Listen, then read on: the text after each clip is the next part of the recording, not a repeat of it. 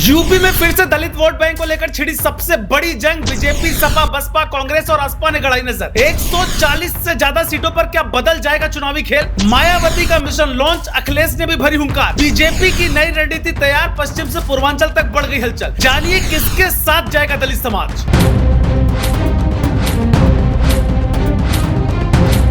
ये सवाल अहम है क्योंकि कहा जाता है कि जिसने दलित समाज का भरोसा जीता उसने सत्ता का रास्ता आसान किया और जिसने इस भरोसे को खोया उसके हाथ से कुर्सी भी फिसल गई। यही वजह है कि उत्तर प्रदेश की राजनीति में इस समय सबसे बड़ी लड़ाई किसी एक चेहरे की नहीं बल्कि एक ऐसे वोट बैंक की है जो सरकार बनाने और गिराने दोनों की ताकत रखता है। करीब 21% आबादी और 140 से ज्यादा विधानसभाओं पर असर दिखाने वाला दलित समाज आज हर राजनीतिक दल की पहली पसंद बन चुका है। बहुजन समाज पार्टी अपने पुराने जनाधार को वापस लाने की कोशिश में है तो समाजवादी पार्टी पीडीए के सहारे जमीन तैयार करने में जुटी है, जबकि बीजेपी संगठन और सरकारी योजनाओं के दम पर भरोसा मजबूत करने की कोशिश कर रही है। वहीं कांग्रेस नए चेहरों के जरिए वापसी करना चाहती है तो चंद्रशेखर आजाद खुद को दलित राजनीति के नए विकल्प के रूप में स्थापित करने में लगे हैं। सवाल सिर्फ वोट का नहीं है, सवाल उस ताकत का भी है जो 2027 में उत्तर प्रदेश की सत्ता का रास्ता तय कर सकती है। आइए समझते हैं पूरी सियासी कहानी। सबसे पहले बात बहुजन समाज पार्टी की। कभी दलित राजनीति का सबसे बड़ा नाम रही बसपा पिछले कुछ चुनावों में कमजोर हुई।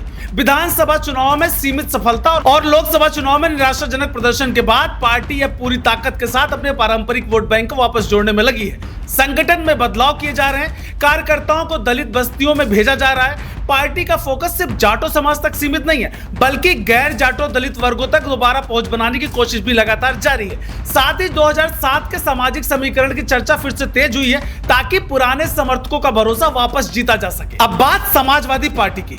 लोकसभा चुनाव के बाद अखिलेश यादव लगातार पीडीए यानी पिछड़ा, दलित और अल्पसंख्यक के फार्मूले को लेकर आगे बढ़ रहे हैं। पार्टी संगठन में दलित नेताओं को ज्यादा जगह देने की कोशिश हो रही है। सामाजिक न्याय, आरक्षण और जाति जनगणना जैसे मुद्दों को भी प्रमुखता से उठाया जा रहा है। सपा की कोशिश है कि पिछड़ों और दलितों का बड़ा गठजोड़ तैयार हो ताकि विधानसभा चुनाव में इसका सीधा फायदा मिल सके। राजनीतिक जानकारों का मानना है कि सपा इस बार सिर्फ पारंपरिक वोट पर निर्भर नहीं रहना चाहती बल्कि नए सामाजिक समीकरण बनाने की कोशिश कर रही है। लेकिन मुकाबला सिर्फ बसपा और सपा के बीच नहीं है।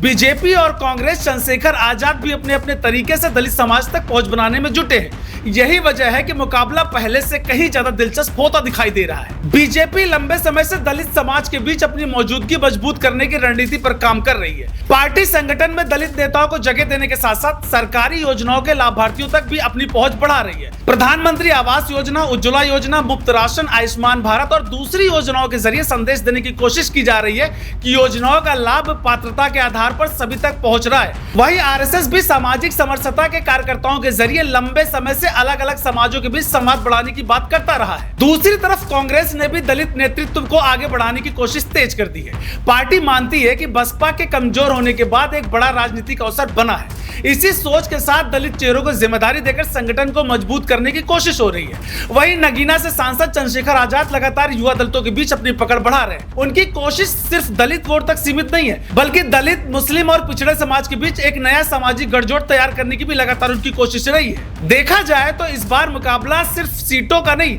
बल्कि भरोसे का भी है।